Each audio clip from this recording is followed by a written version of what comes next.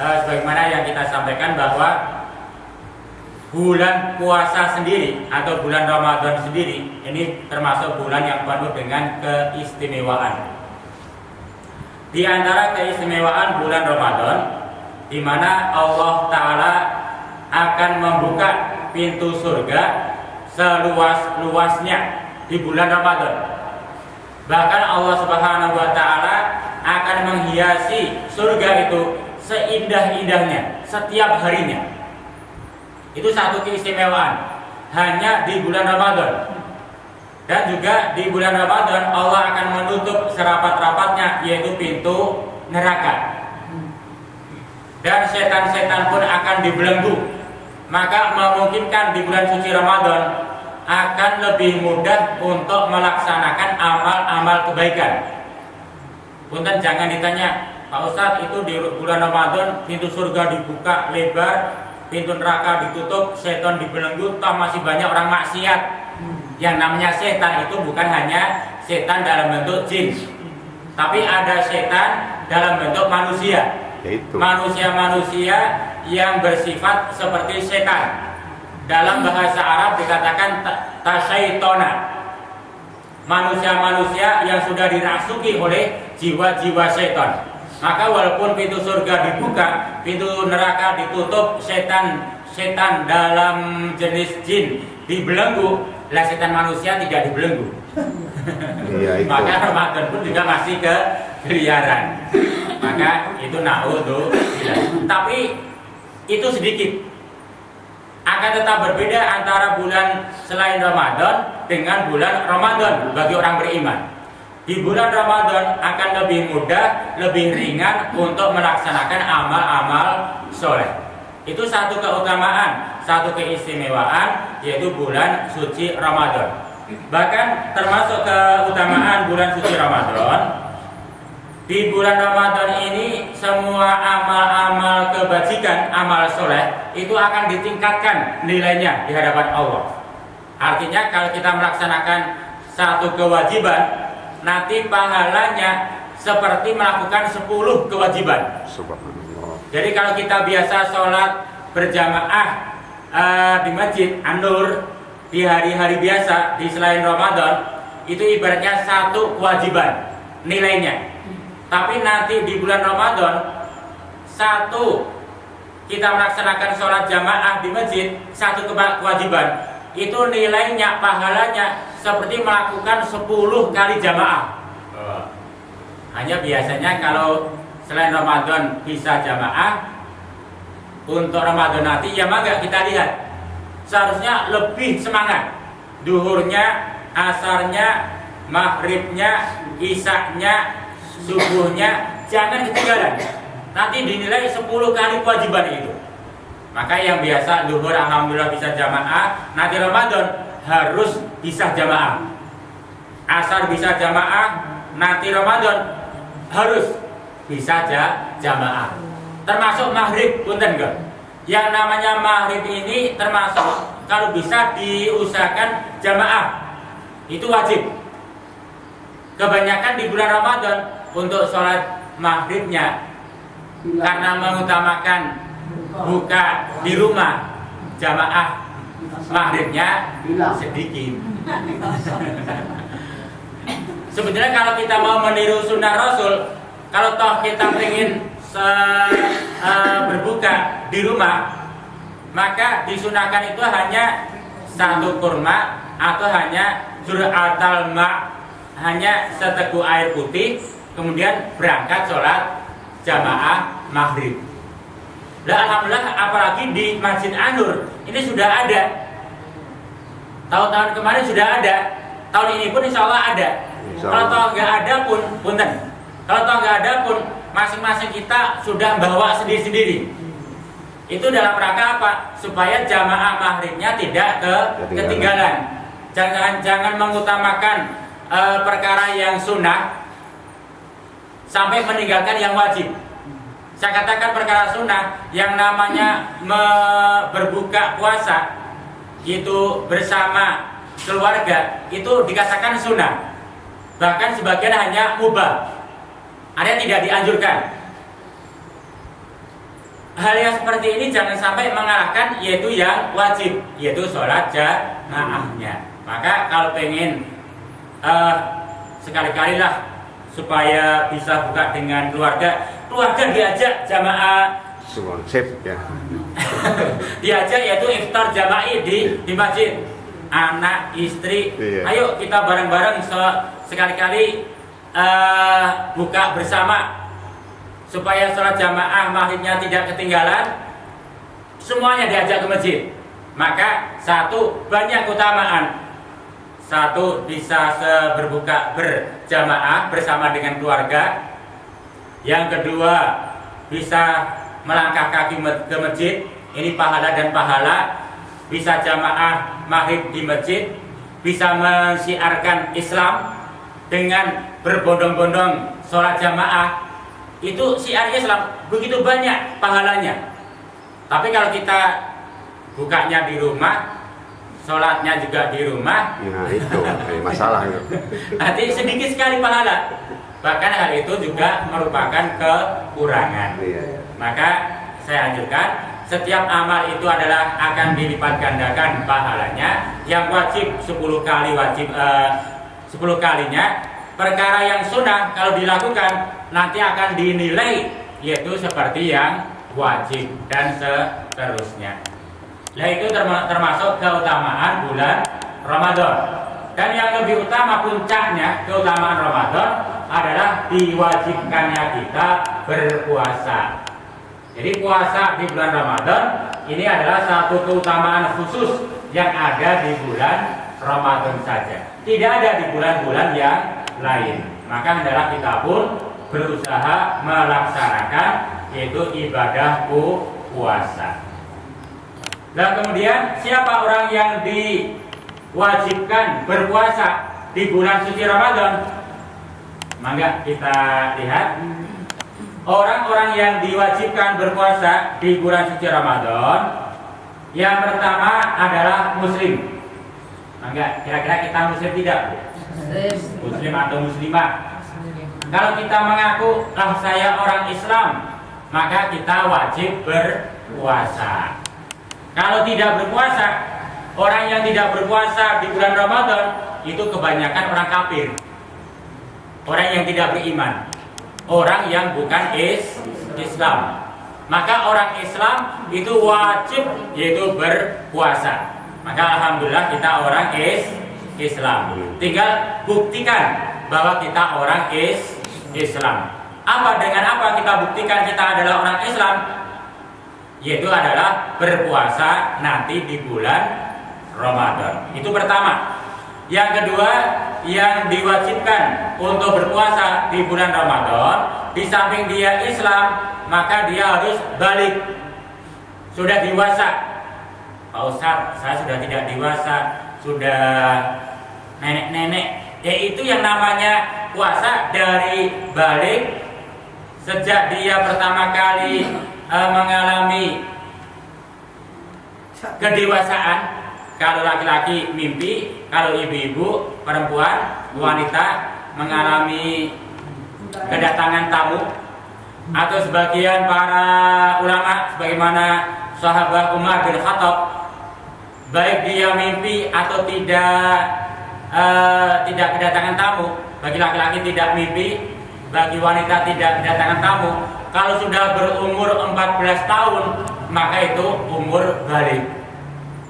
Terkadang ada 14 tahun, 15 tahun, 16 tahun laki-laki belum mimpi. Tapi kalau sudah 14 tahun itu sudah dikatakan balik. Itu tanda kalau sudah balik. Maka orang Islam sudah umur 14 tahun atau sudah bermimpi bagi laki-laki atau sudah kedatangan tamu bulanan bagi seorang wanita, maka dia wajib berpuasa. Itu tanda balik. Dan yang ketiga, siapa yang wajib untuk berpuasa di bulan Ramadan nanti? Satu, muslim atau muslimah. Dua, sudah balik. Yang ketiga, sehat akalnya. Maka kalau kita merasa sehat akal, kita sudah balik dan kita orang Islam, maka wajib yaitu berpuasa. Adapun orang yang tidak sehat akal alias ordil, beli waras pikiran maksudnya, orang gila, mereka walaupun Islam, walaupun sudah balik, itu tidak wajib puasa. Nanti ini yang pokok: 1 Islam, 2 balik, 3 sehat akal. Nah, ada pun untuk tambahan yang lain, siapa yang wajib? Nanti yang mukim, yang tidak sedang bepergian, yang dia sehat, yang tidak sakit, dan lain sebagainya. Minimal 3 tadi. Orang Islam sudah dewasa dan dia dalam keadaan sehat akal, maka dia wajib berpuasa di bulan suci Ramadan. Itu adalah termasuk keutamaan bulan suci Ramadan. Nah, ada pun untuk keutamaan puasanya sendiri. Jadi Ramadannya sendiri memiliki keutamaan.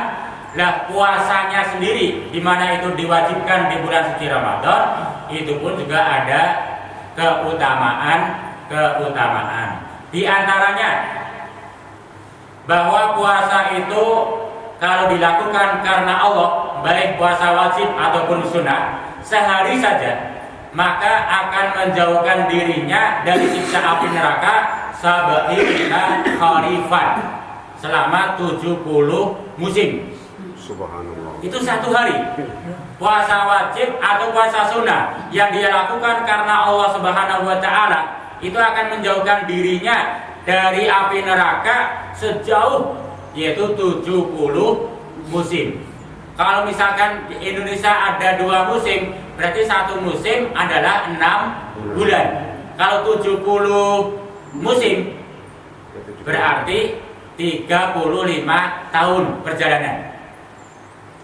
Jauhnya kita yang puasa karena Allah dengan api neraka selama 35 tahun perjalanan. Kira-kira sampai pundi, Bu? Lalu pengen coba apa enggak? Dari Cirebon, nah bismillah hari ini pengen jalan-jalan selama 35 tahun tak henti-hentinya siang malam. Kira-kira Jakarta nyampe beli? Waduh, nggak kehitung. Saya sering ngobrol sama seseorang, banyakkan dari Jakarta, pengen ziarah sampai ke Gresik, sampai ke Malang, jalan kaki.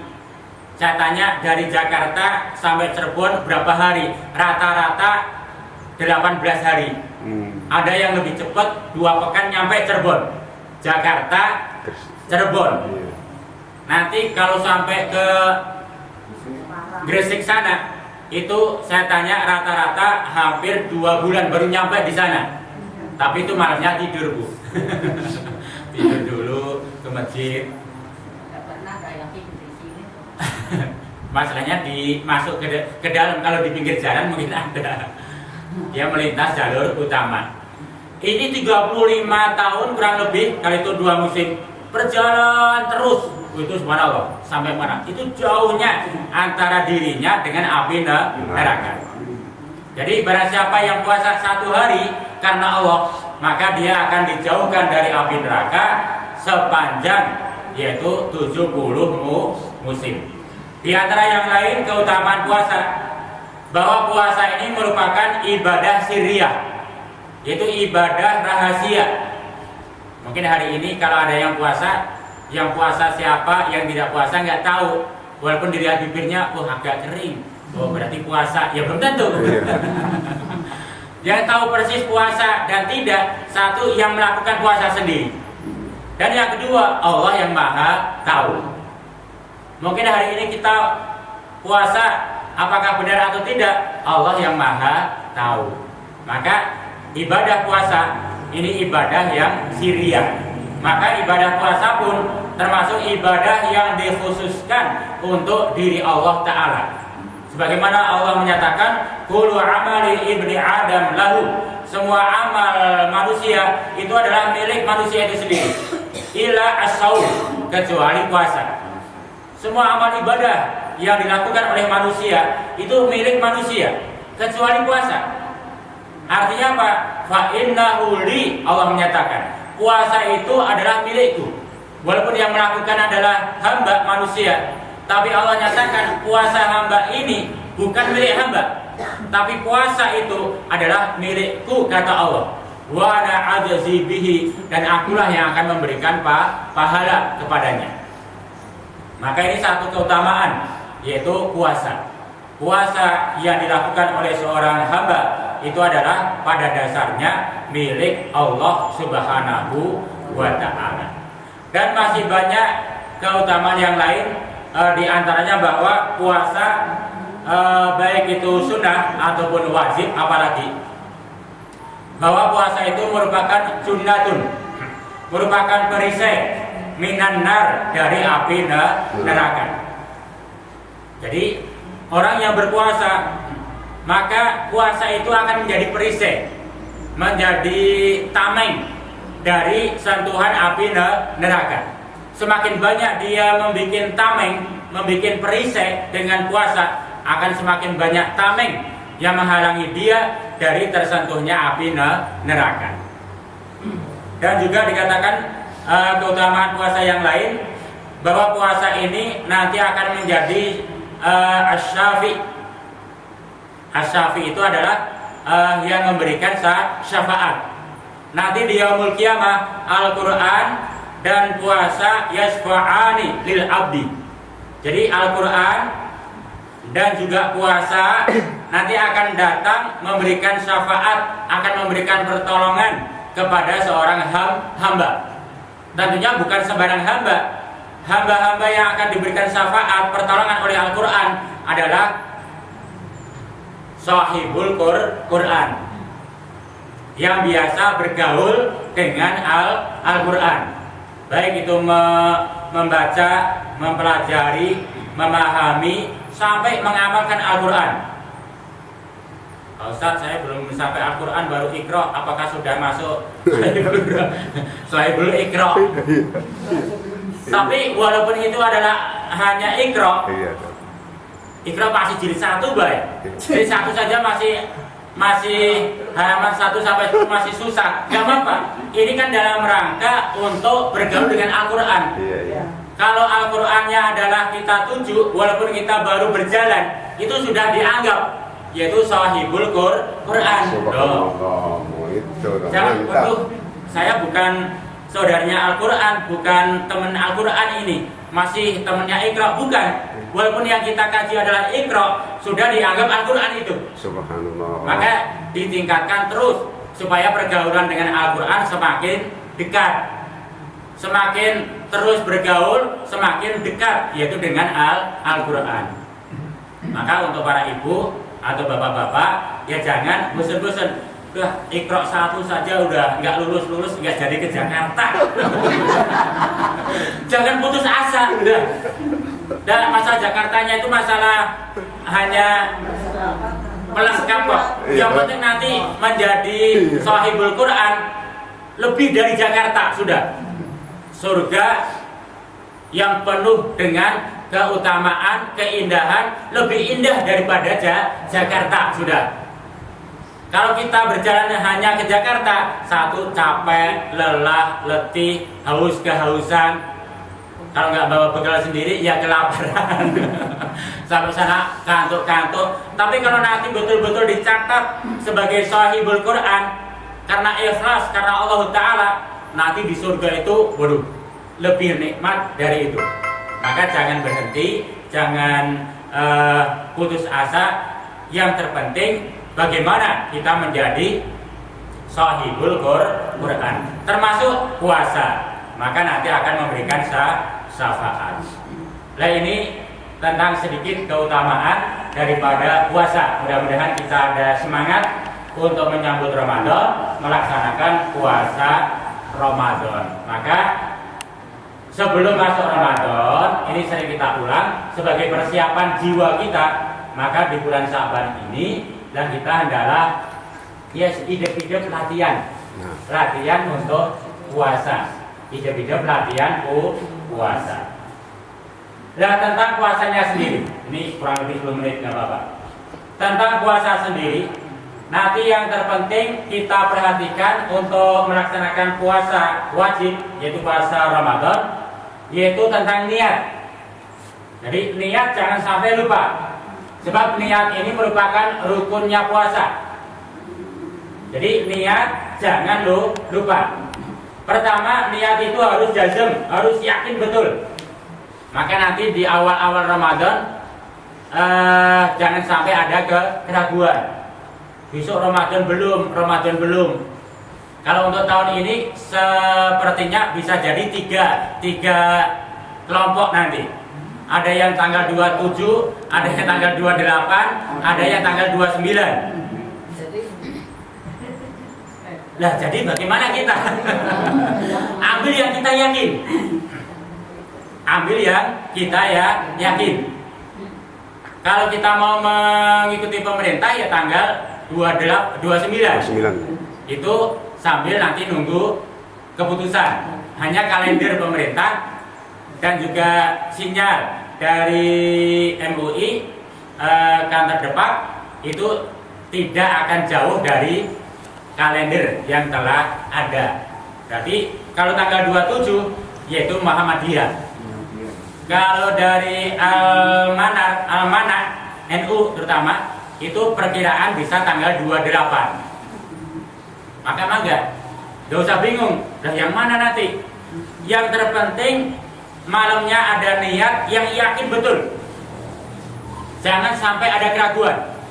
Yang mau tanggal 27 maka malam 27 harus yakin betul besok sudah Ramadan.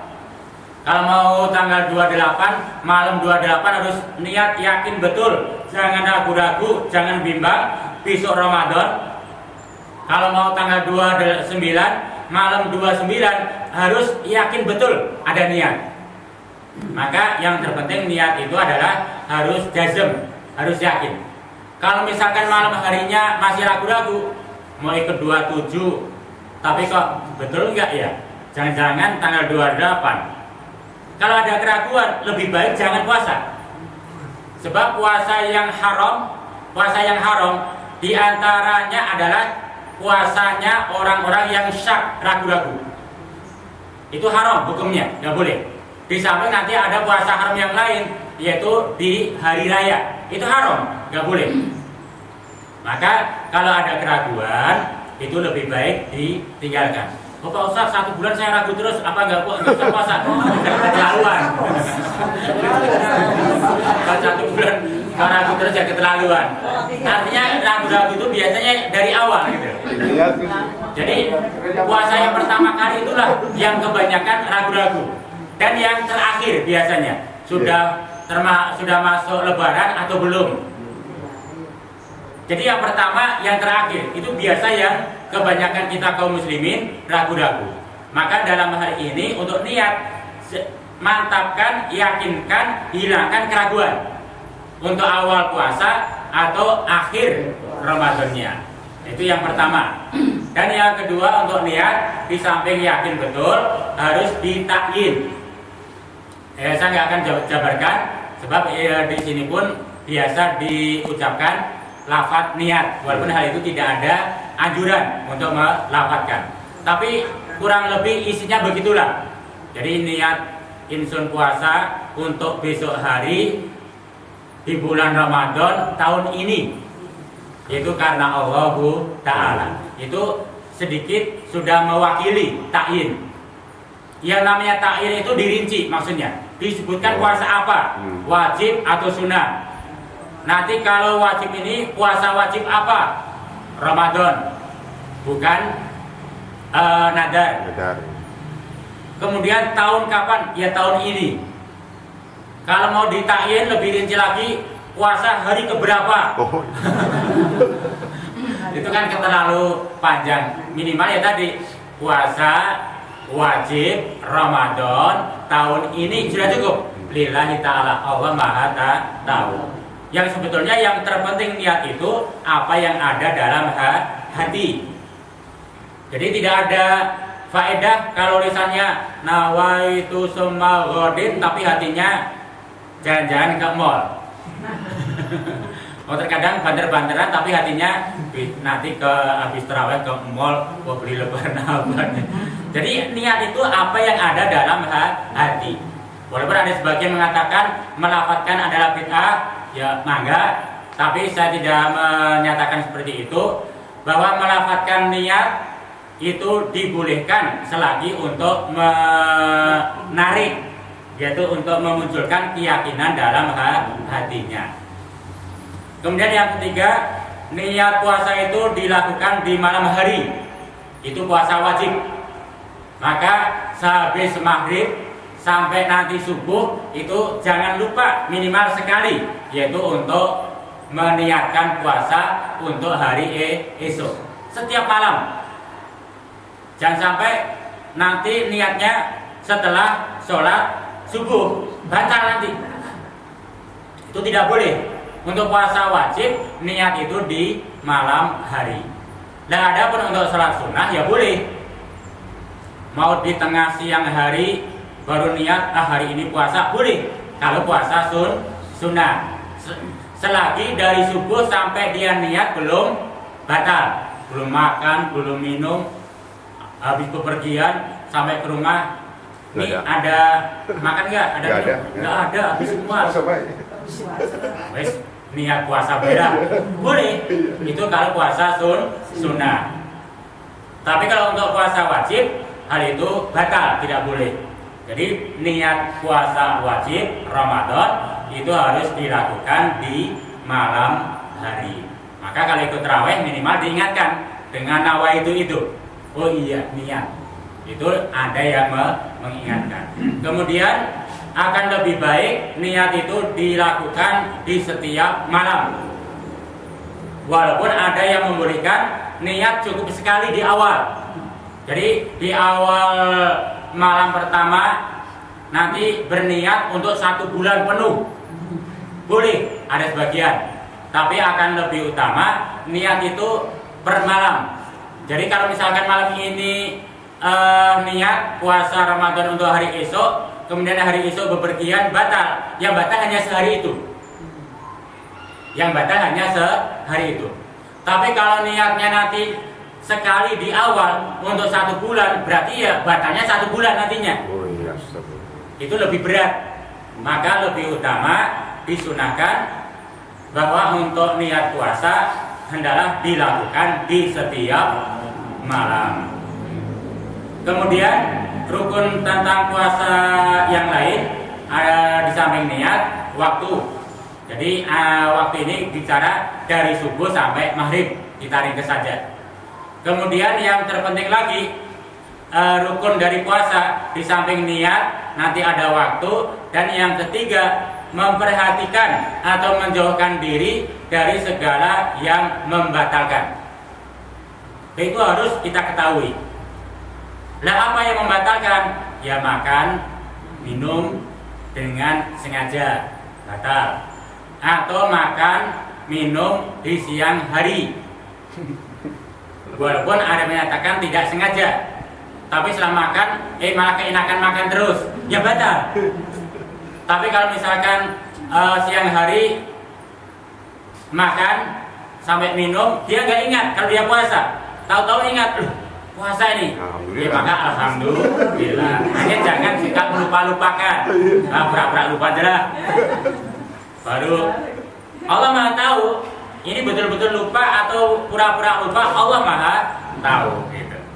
Nah, ini termasuk perkara yang membatalkan puasa. Termasuk nanti adalah melakukan hubungan badan suami istri di siang hari. Kecuali kalau malam boleh. Atau keluar mani dengan sengaja, itu bisa membatalkan.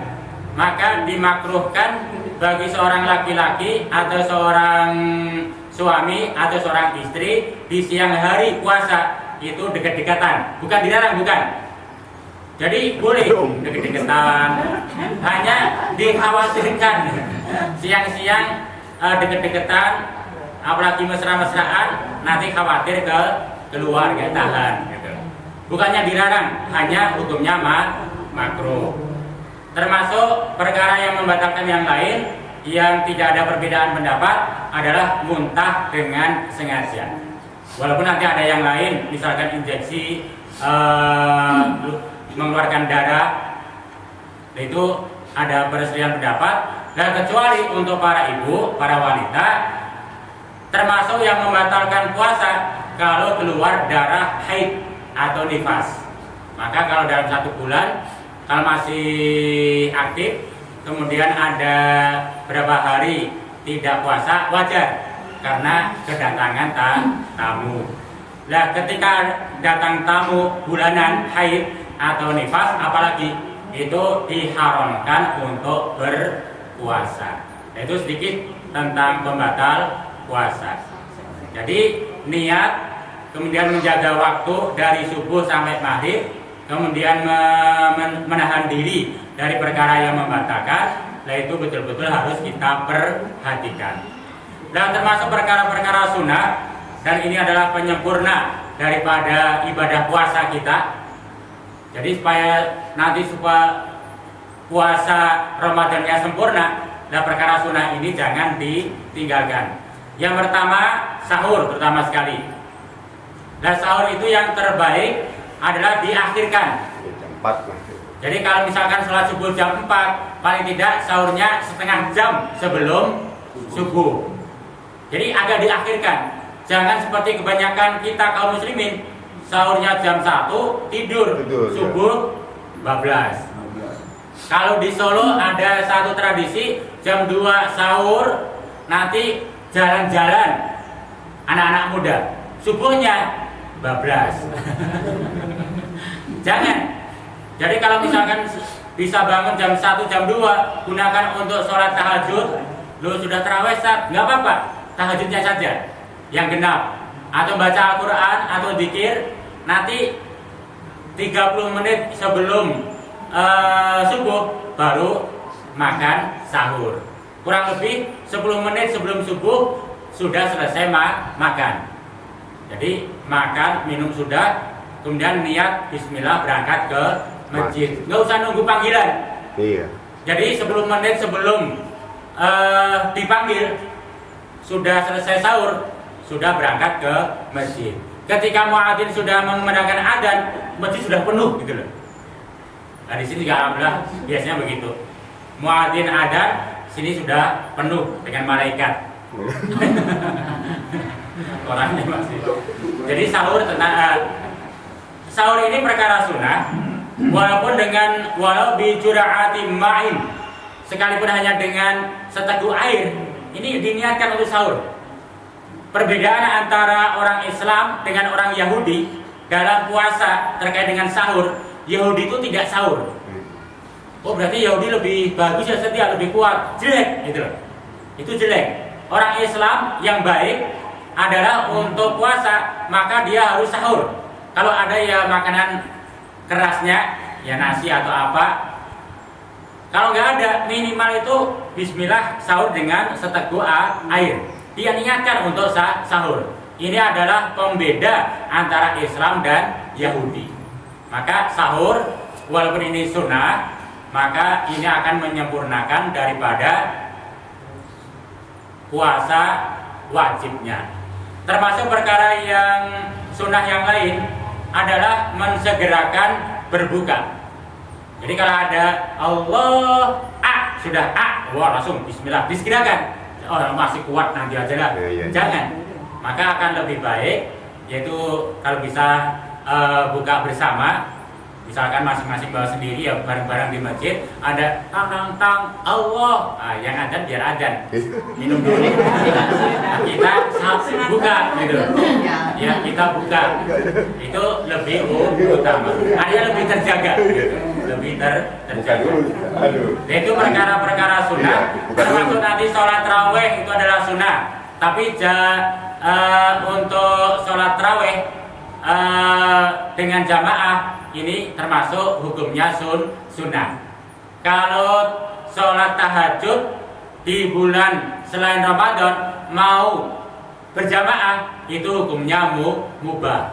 Tapi kalau Ramadan ini termasuk amal sunnah. Tapi walaupun itu sunnah di bulan Ramadan pahalanya seperti pahala wajib. Nah, gitu. Itu sholat tarawih. Nanti membaca Al-Quran atau menghatamkan Al-Quran, termasuk berzikir dan lain sebagainya, itu hendaklah kita jaga. Ini perkara-perkara sunnah. Kalau perkara sunnah saja kita diharuskan menjaga di bulan suci Ramadan, lah apalagi perkara-perkara yang wajib.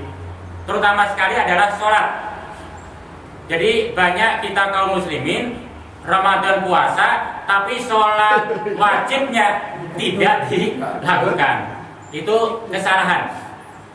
Maka perkara yang wajib, terutama untuk sholat, dan juga sholat lebih khusus adalah sholat berjamaah di bulan suci Ramadan, itu hendaklah betul-betul kita jaga. Jangan sampai kita puasa wajib, sunah-sunah kita perhatikan, tapi sholat wajib kita tinggalkan.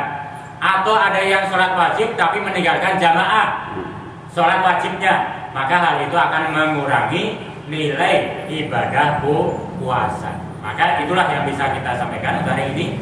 Yang saya tekankan, kita jaga niat, kemudian waktu puasa, dan juga pembatal-pembatal puasa. Dan yang kedua, kita jaga sunah-sunah dalam puasa, terutama dalam sahur dan juga buka, dan juga sholat tarawih, membaca Al-Quran terutama sekali. Dan yang lebih penting, kita jaga perkara yang wajib, terutama sekali adalah sholat syukur-syukur dengan berjamaah di masjid. Yang mudah-mudahan untuk lebih jauhnya ya kita baca buku dan juga nanti dalam kajian-kajian yang lain. Dari saya, aku qouli hada, astagfirullahaladzim. Assalamualaikum warahmatullahi wabarakatuh. Mungkin ada pertanyaan.